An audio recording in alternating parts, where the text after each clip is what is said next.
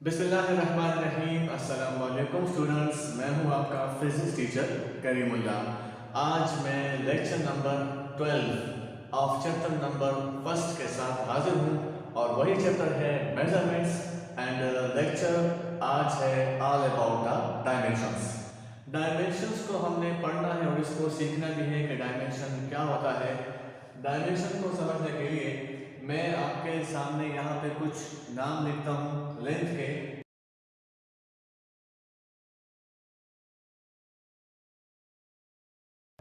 कि ये सब नाम तो मुख्तलिफ हैं, तो यहाँ पे आप सवाल कर सकते हैं कि इन सब का नेचर क्या है, इन सब की पहचान क्या है, इन सब की आइडेंटिटी क्या है। तो मैं जवाब में कहूँगा कि इन सब का नेचर है लेंथ। यानी लेंथ तो मुख्तलिफ किस्म के हो सकते हैं, जैसे विड्थ, हाइट, डिस्टेंस वगैरह, लेकिन उसका नेचर ये है कि वो लेंथ है। तो इसके लिए साइंटिस्ट ने क्या मशवरा किया और क्या तरीक़ेकार अपनाया। जो साइंटिस्ट थे उन्होंने इसके लिए तरीक़ेकार भी अपनाया कि इन तमाम जो नेम्स यहाँ पे लिखे हुए हैं और इनकी जो नेचर है वो तो सेम है। तो इसके लिए एक स्क्वायर ब्रैकेट में एल को लगा देंगे। L shows the dimension of length. और डायमेंशन क्या है? Dimension shows the nature of a physical quantity. किसी फिजिकल क्वांटिटी की नेचर को शो करने के लिए डायमेंशन का इस्तेमाल किया जाता है। तो डायमेंशन की डिफिनेशन भी मैं यहाँ पे लिखूंगा। उससे पहले मैं आपको ये बता दूं कि फॉर एग्जांपल अगर मैं आपको कहूँ कि मैंने लेंथ की पैमाइश करनी है, तो लेंथ की पैमाइश मैं नैनोमीटर में भी कर सकता हूँ, लेंथ की पैमाइश मैं मीटर में भी कर सकता हूँ। इस तरह ये किलोमीटर में, माइल में, लाइट ईयर में लेंथ की पैमाइश हो सकती है। तो आप देख रहे हैं स्टूडेंट्स कि मुख्तलिफ किस्म के यूनिट्स में लेंथ के, मिलीमीटर की है वगैरह वगैरह। तो यहाँ पे दोबारा सवाल ये पैदा होता है कि ये जो हमने मुख्तलिफ किस्म के यूनिट्स लिखे हैं लेंथ के, इन सब के नेचर क्या है, ये सब किस चीज़ को शो कर रहे हैं। तो हम बोलेंगे कि इन सब की नेचर क्या है, लेंथ, कि ये लेंथ की डायमेंशन को बता रहे हैं। ठीक है, लेकिन एक बात है कि ये जो हमारे पास यूनिट्स हैं, तो units shows the quantitative nature of a physical quantity. जैसे कोई फिजिकल क्वांटिटी है ना, तो उस फिजिकल क्वांटिटी को हम दो तरह से शो कर सकते हैं। एक उसकी क्वांटिटी, यानी हम लिखेंगे मैग्नीट्यूड, जिसमें होगा न्यूमेरिकल वैल्यू प्लस यूनिट, और एक उसकी क्वालिटी। तो क्वांटिटी तो यूनिट बता देगा, लेकिन क्वालिटी कौन बताएगा? क्वालिटी बताएगा डायमेंशन। तो इसलिए हम बोलेंगे कि जो लेंथ, विड्थ, हाइट है, जितने भी यहाँ पे नाम लिखे हुए हैं, ये हमारे पास छोटे बड़े हो सकते हैं, इनका मैग्नीट्यूड चेंज हो सकता है और इनको मुख्तलिफ यूनिट्स में लिखा जा सकता है। लेकिन इन सब की नेचर क्या होगी? इन सब की नेचर यही होगी, इन सब की पहचान भी होगी कि ये सब किस कैटेगरी में आते हैं। ये सब आते हैं लेंथ में। तो लेंथ इसकी पहचान है, लेंथ इसका फिजिकल नेचर है। तो हम यहाँ पे लिखेंगे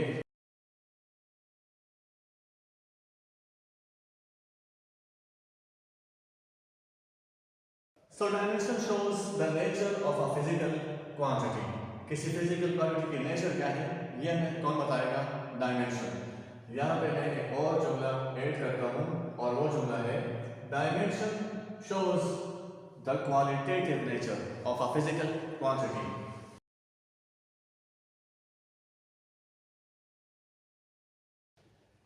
ये वाला पॉइंट मैंने आपको पहले समझा भी दिया, अब दोबारा आपको समझाता हूँ कि dimension shows the qualitative nature of a physical quantity. इस बात का मतलब क्या है? फॉर एग्जांपल हमने मास की मुख्तलिफ मेजरमेंट की, एक रिजल्ट आ गया 8 किलोग्राम, फिर हमने मास की मेजरमेंट की है और वो वाला मास इससे ज़्यादा है तो उसका रिजल्ट है 12 किलोग्राम। हमने एक और मास की मेजरमेंट की जो इन दोनों से कम है, तो उसका रिजल्ट होगा 3 सेंटीग्राम। फर्ज कीजिए इस तरह 10 ग्राम। तो ये मास के मुख्तलिफ किस्म के आंसर आ रहे हैं, मुख्तलिफ किस्म की मेजरमेंट्स के। तो यहाँ पे सवाल ये पैदा होता है कि ये 8 किलोग्राम, 12 किलोग्राम, 3 सेंटीग्राम और 10 ग्राम हमें क्या बता रहे हैं? ये हमें बता रहे हैं the quantitative nature of the physical quantity, यानी ये हमें क्वांटिटी बता रहे हैं, क्वांटिटी ऑफ मास। तो आप देख रहे हैं कि जो मास की क्वांटिटी है वो बास जगह में ज़्यादा है और बास जगह में कम है। लेकिन अगर मैं आपसे कहूँ कि मुझे इस मास की क्वालिटी चाहिए, मुझे बताइए कि इन सब में मास की क्वालिटी कितनी है या मास की क्वालिटी क्या है, तो उस वक्त हम जवाब देंगे कि यहाँ पे जो मास की क्वालिटी है वो है स्क्वायर ब्रैकेट में n को बंद करना। This is the quality of mass, this is the dimension of mass. So dimension shows the qualitative nature of mass. Students, मैं आपको एक डेली लाइफ के एग्जाम्पल देता हूँ, उससे आपको और भी बेहतर तरीके से समझ में आएगा। देखिए, मुख्तलिफ किस्म की दालें होती हैं जो लोग खाते हैं और आपको उनके नाम भी आते हैं। फॉर एग्जांपल देखिए, दाल माश, मूंग की दाल, चने की दाल, फिर वो चना हो गया, लोबिया हो गया है।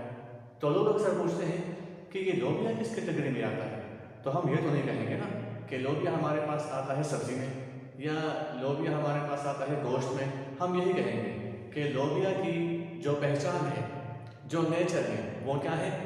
दाल है, यानी ये दाल की कैटेगरी में आती है। बिल्कुल ऐसे ही यहाँ पे ये नाम तो मुख्तलिफ लिखे हुए हैं, लेकिन असल में इन सब फिजिकल क्वांटिटीज का नेचर क्या है? सेम, और वो है लेंथ। इसी तरह हम अगर फलों में देखें, तो अगर मैं डेली लाइफ की एक एग्जांपल से रिलेट करना चाहूँ, तो अगर हम फलों में देखें तो फलों में हम देखते हैं कि माल्टा, संतरा, कीनू, ठीक है, और भी सब मुख्तलिफ हम नाम लेते हैं, लेकिन सबकी कैटेगरी क्या है, सबकी नेचर क्या है कि ये माल्टा में आते हैं। Dimensions of base physical quantities, जैसा कि मैंने आपको बताया कि जो डायमेंशन है ये किसी फिजिकल क्वांटिटी की नेचर को शो करते हैं। असल में हम लेंथ को मास की डायमेंशन में नहीं ले सकते, मास को टाइम की डायमेंशन में नहीं ले सकते। तो इस लिहाज से mass is independent of length, length is independent of time. तो डायमेंशन के जरिए हमें ये भी मालूम होता है कि ये जो बेसिक फिजिकल क्वांटिटीज हैं, these are independent of each other. इसमें हम एक फिजिकल क्वांटिटी को दूसरे के टर्म में डिफाइन नहीं कर सकते, ठीक है। तो देखते हैं कि हमारे पास जो 7 बेस फिजिकल क्वांटिटीज हैं उनकी डायमेंशंस क्या है।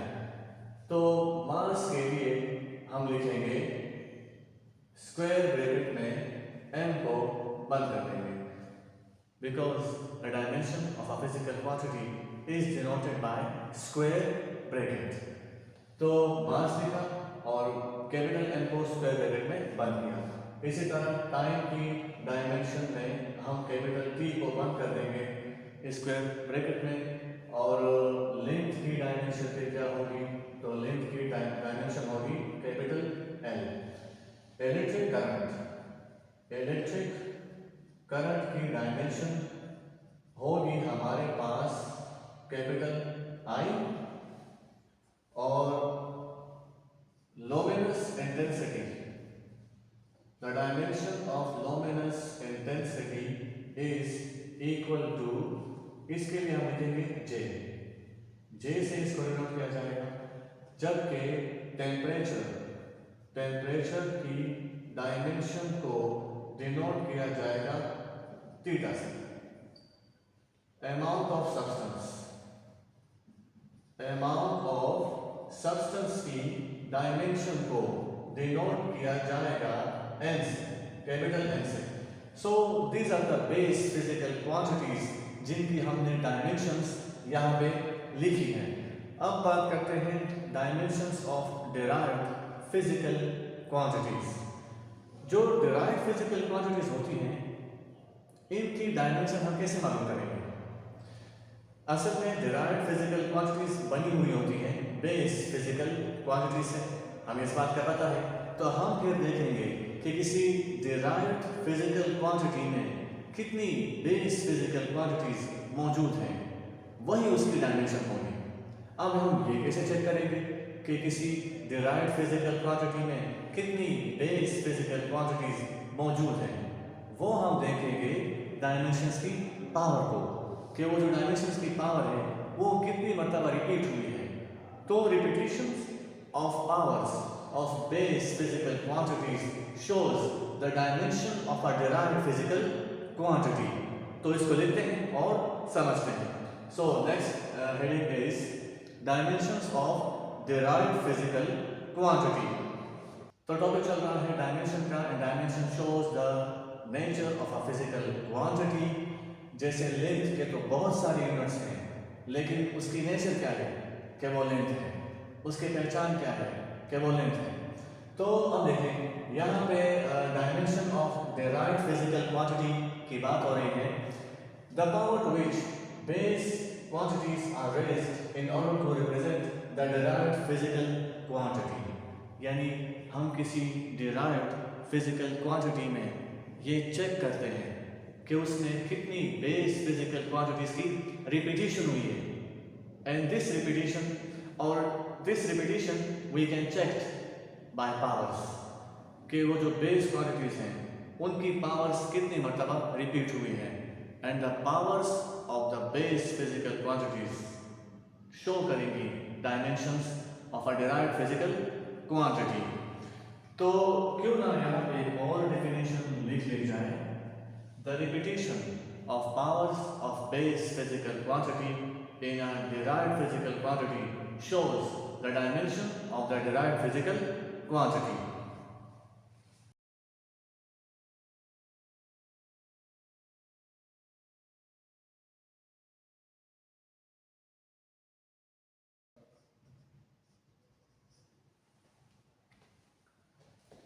अब इस डेफिनेशन को हम समझेंगे और इसको समझने के लिए इस व्हाइट बोर्ड को साफ करते हैं। फॉर एग्जांपल हमारे पास एक डिराइव्ड फिजिकल क्वांटिटी है एरिया। तो एरिया की डायमेंशन हम कैसे लिखेंगे? एरिया, इसकी हमने लिखनी है डायमेंशन। तो area in dimension square bracket is equal to, area का फार्मूला हमें पता होना चाहिए। तो एरिया का फार्मूला है लेंथ मल्टीप्लाई बाय विड्थ, और इन दोनों को डायमेंशन के ब्रैकेट में बंद किया। नाउ अब हम लेंथ की डायमेंशन लेंगे अलहदा से और विड्थ की डायमेंशन लेंगे अलहदा से। तो area is equal to length की डायमेंशन क्या है और विड्थ की डायमेंशन क्या है। दोनों के नाम तो मुख्तलिफ आ रहे हैं लेकिन दोनों का नेचर सेम है। तो इस स्मॉल एल के लिए मैं लिखूंगा लेंथ कैपिटल एल, लेंथ की डायमेंशन, और विड्थ की डायमेंशन क्या है एल, दोनों की डायमेंशन एल। तो ये दोनों एल आपस में हो जाएंगे मल्टीप्लाई और इनका पावर हो जाएगा आपस में जमा, तो आंसर आ जाएगा एल स्क्वायर। ठीक है, इसी एरिया को मैं एक और तरीके से भी लिख सकता हूं, और मैंने एरिया को ऐसे लिखा, यानी मैं देखना चाहता हूं कि एरिया में मास की और लेंथ की डायमेंशन है या नहीं। तो उसके लिए मैं लिखूंगा कि एरिया में मास की डायमेंशन नहीं है, तो एल पावर 0। क्या एरिया में लेंथ की डायमेंशन है? तो एरिया में लेंथ की एक डायमेंशन है, एरिया में लेंथ की 2 डायमेंशन है। क्या एरिया में टाइम की डायमेंशन है? तो एरिया में टाइम की डायमेंशन नहीं है। तो मैं इसको ऐसे भी लिख सकता हूँ। MLT के जरिए भी हम डायमेंशन को मालूम करते हैं of a derived physical quantity. लेकिन क्या ये MLT से ज़्यादा हो सकते हैं? क्योंकि ज़्यादातर फिजिकल क्वांटिटीज को MLT में ही निमट जाती है, लेकिन इसके अलावा बास ऐसी फिजिकल क्वांटिटीज हैं कि उनमें हमें MLT के अलावा और बेस क्वांटिटीज की डायमेंशन इस्तेमाल करनी होगी। तो इसके लिए मैं आपके सामने एक फार्मूला लिखता हूँ, और वो ये होगा, जैसे फॉर एग्जांपल हमारे पास एक डिराइव्ड फिजिकल क्वांटिटी है, डिराइव्ड फिजिकल क्वांटिटी, और इस डिराइव्ड फिजिकल क्वांटिटी का नाम है कैपिटल क्यू। मैंने इस कैपिटल क्यू की डायमेंशन मालूम करनी है, तो मैंने कैपिटल क्यू को स्क्वायर ब्रैकेट में बंद किया, और अब मैं इसमें चेक करूंगा कि इसमें कितनी बेस फिजिकल क्वांटिटीज मौजूद हैं और उनकी रिपीटेशन कितनी बार हुई है। तो उनकी पावर्स को भी चेक करूंगा। तो मैं चेक करूंगा इसमें मास लिया नहीं, MLT चेक करूंगा, यानी मास लेंथ टाइम टेम्परेचर मैं चेक करूंगा इस तरह, और इलेक्ट्रिक करंट अमाउंट ऑफ, और ये है लुमिनस इंटेंसिटी, और इस तरफ अमाउंट ऑफ सब्सटेंस, ये सब मैं इससे चेक करूँगा। तो इस सब की पावर्स देखते हैं, A B C D E F G, ये पावर्स मैं चेक करूँगा। यहाँ मैं आपको बताऊँगा कि इसको कहा जाता है डायमेंशनल इक्वेशन। अगर किसी डिराइव्ड फिजिकल क्वांटिटी को उसकी डायमेंशन मालूम करनी है तो उसको डायमेंशन समेत एक इक्वलिटी का साइन लगा के उसकी राइट हैंड साइड और लेफ्ट हैंड साइड को बराबर लिख लिया जाए तो जो इक्वेशन बनेगा, this equation we can call as dimensional equation. तो इसको डायमेंशनल इक्वेशन कहा जाएगा, यानी ऐसी इक्वेशन जिसमें डायमेंशन मौजूद है किसी डिराइव्ड फिजिकल क्वांटिटी में। इसमें जो राइट हैंड साइड में जो भी हमारे पास टर्म मौजूद है इसका निकाल है और इसको हम कहते हैं डायमेंशनल फार्मूला। इसको मैं जस्ट सिंपल करके लिखता हूं जैसे MLT, इसको हम बोलते हैं डायमेंशनल फार्मूला। ये डायमेंशनल फार्मूला हो गया और इसके अलावा इसको कहा जाता है डायमेंशनल फार्मूला। ये जो ABC है ना, ABC जो यहाँ पे लिखी हुई है अप टू G, इसको कहते हैं डायमेंशनल एक्सपोनेंट्स, यानी यही डायमेंशन है। इनको हम डायमेंशनल एक्सपोनेंट्स का नाम देंगे और असल में यही डायमेंशन को शो करेंगे। किसी डिराइव्ड फिजिकल क्वांटिटी में जो बेस फिजिकल क्वांटिटीज की पावर्स होती हैं उनकी जो रिपीटेशन होती है, this shows the dimension of derived physical quantity. For example volume की बात करते हैं, जैसे वॉल्यूम है, इसका हमने डायमेंशन मालूम करना है तो वॉल्यूम इसका फार्मूला है length multiply width multiply by height. तो वॉल्यूम लिखेंगे, लेंथ की डायमेंशन L, विड्थ की डायमेंशन भी L और हाइट की डायमेंशन भी L। तीनों के नाम मुख्तलिफ लेकिन तीनों का नेचर सेम। अब इन तीनों को मल्टीप्लाई करते हैं तो आंसर आ जाएगा L3। So L3 is the dimension of volume. यहाँ हम लिख सकते हैं n power 0, L power 3, T power 0, ये हो गया वॉल्यूम का डायमेंशन। इसमें ये जो 0, 3 एंड 0 है ये बता रहे हैं डायमेंशन। ये जो बेस फिजिकल क्वांटिटीज के पावर्स है ना 0, 3, 0, ये डायमेंशन बता रहे हैं डिराइव्ड फिजिकल क्वांटिटी की जो कि इस वक्त वॉल्यूम है। तो 0, ये वाला 0 बता रहा है कि वॉल्यूम में मास का कोई डायमेंशन नहीं है। और L पावर 3 बता रहा है कि वॉल्यूम में लेंथ के 3 डायमेंशन है, जबकि T पावर 0, यहाँ पे T की पावर 0 बता रहा है कि वॉल्यूम में टाइम का कोई डायमेंशन नहीं है।